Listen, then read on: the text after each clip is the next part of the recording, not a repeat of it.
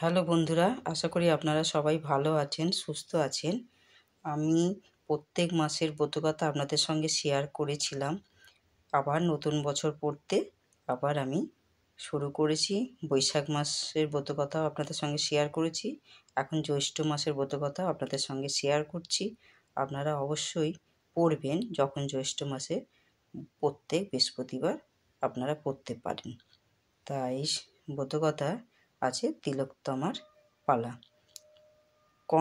স্কন্দমাথা বিষ্ণুপ্রিয়া ক্ষীরোত্তনয়া তিলোত্তমা পালা গাহি দেহ পদছায়া। গদাধর নাম তার বিদর্ভ নগরে, 7 পুত্র 7 বধূ লয়ে বাস করে। ছোট পুত্র বধূ তার ছিল লক্ষ্মীমন্ত, আর 6 বধূ ছিল বড়ই অশান্ত। 6 যায় মিলি সদা করে অনাচার, ক্রমে ছাড়খাড় হয় সোনার সংসার।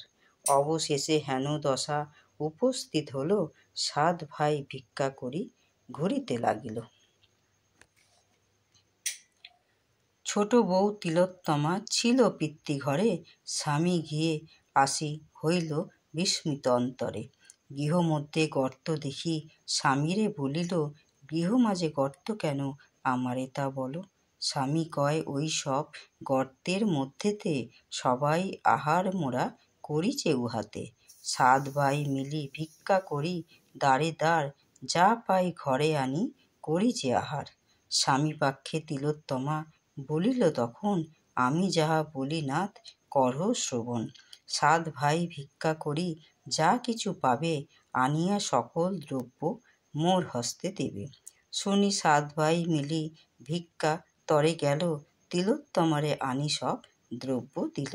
লক্ষ্মীশ্বরী তিলোত্তমা করিল রন্ধন, নানা দ্রব্য ব্রাধি সবে করালো ভোজন। যতন করিয়া 6 যায় খাওয়াইল, তিলোত্তমা সব শেষে ভোজন করিল। এই রূপে একে একে দিন কেটে যায়, সকলের প্রিয়পাত্রী তিলোত্তমা হয়। তারপর তিলোত্তমা গর্ভবতী হল, 6 যায় দেখি তাহা হিংসায় জ্বলিল। সযত্ন করি তাহা দৈবজ্ঞ আনিল, ছোট যায় তাড়াইতে মন্ত্রণা করিল। অর্থ পেয়ে বশ হল দৈবজ্ঞ ব্রাহ্মণ, 7 ভাই ডাকি মিথ্যা বলিল তখন। দৈবজ্ঞ বলিল ডাকি শুনহ সকলে, সন্তান ভূমিষ্ঠ হলে মরিবে সকলে। দৈবজ্ঞের কথা শুনি সবে ভয় পায়, 7 ভাই তারে বলে করিয়া বিনয়। কি করিব হে দৈবজ্ঞ উপদেশ দাও। দৈবজ্ঞ বলিল, ওরে বনেতে পাঠাও। সব কথা ছোট ভাই গোপাল শুনিল, গোপাল আসিয়া তিলোত্তমারে জানালো। চলো তোমা রেখে আসি পিতার আগারে, আবার আনিব তোমা প্রসবের পরে।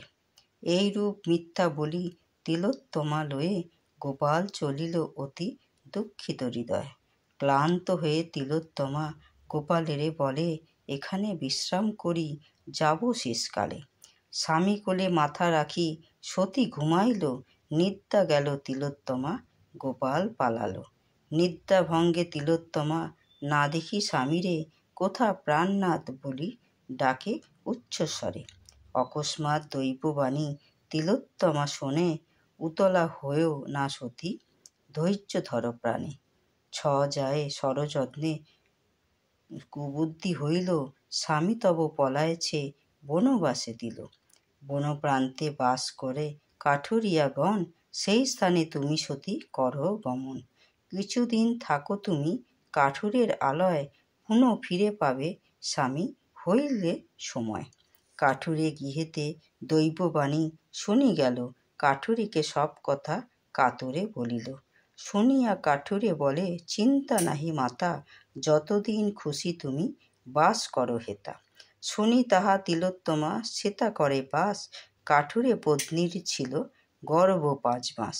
উভয়ে একদিন পুত্র প্রসবিল, পুত্রের দেখিয়া মুখ আনন্দিত হইল। পুত্র নাম তিলোত্তমা রাখে গুণধর, কাঠুরে পুত্রের নাম সদানন্দপর। গুণধর কাঁদে সবে, মুক্তা ঝরে পড়ে, দেখিয়া কাঠুরে তাহা লোভে জলে মরে। একদিন সে কাঠুরে সুযোগ বুঝিয়া গুণধরে চুরি করে নিজ পুত্র দিয়া।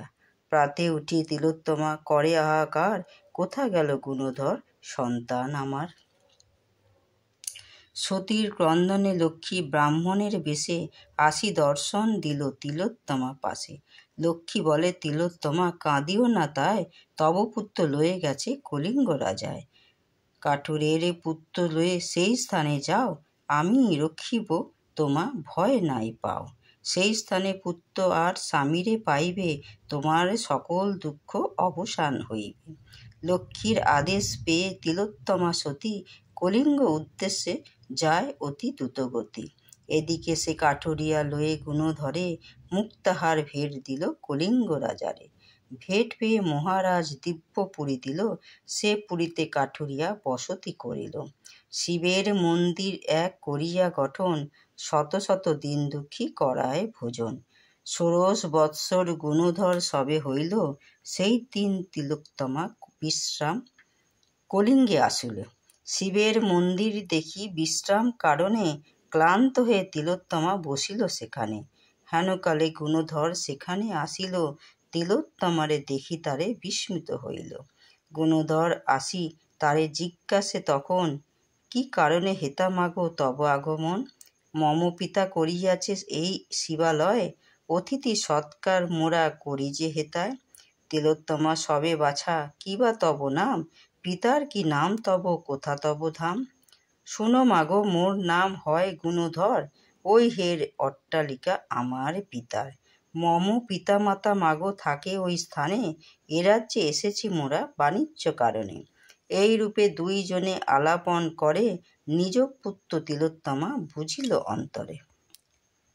তিলোত্তমা এক দৃষ্টে দেখিতে লাগিল, গুণধর বলে, মাগো কি দেখিছ বলো। তিলোত্তমা বলে, পুত্র তোমারই কারণে নানা দেশ খুঁজি শেষে এসেছি এখানে। মুক্তা ঝরিত তুমি করিলে ক্রন্দন, কাঠুরিয়া তাই তোমা করেছে হরণ। তোমারে করিয়া চুরি এসেছে এখানে, পুত্র বলি পরিচয় দেয় সর্বজনে। গুণধর শুনি তা আশ্চর্য মানিল, গৃহে ফিরি কাঠুরিয়াকে জিজ্ঞাসা করিল। গুণধর বলে, পিতা জিজ্ঞাসি তোমারে, পিতা মাতা কেবা মোর বলো আমারে। জ্যোতিষীর সনে মোর পথে দেখা হইল, তুমি মোর পিতা নও গনিয়া বলিল। সেই কথা শুনি মোর সন্দেহ হয়েছে, সত্য কথা বলো পিতা তুমি মোর কাছে।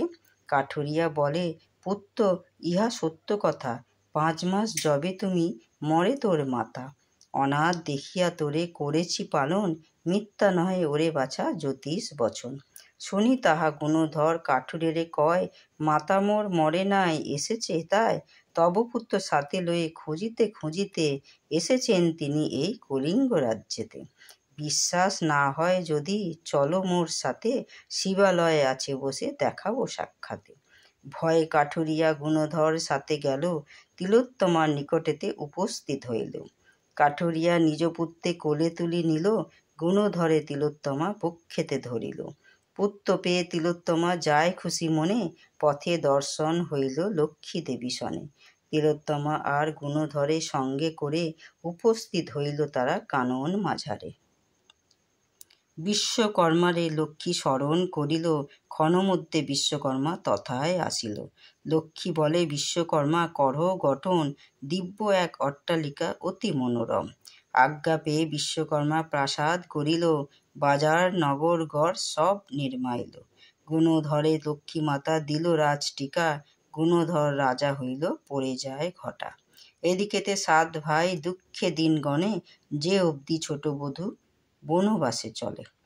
7 ভাই ভিক্ষা করে পেটের জ্বালায়, কভু অর্ধাসনে কভু উপবাসে যায়।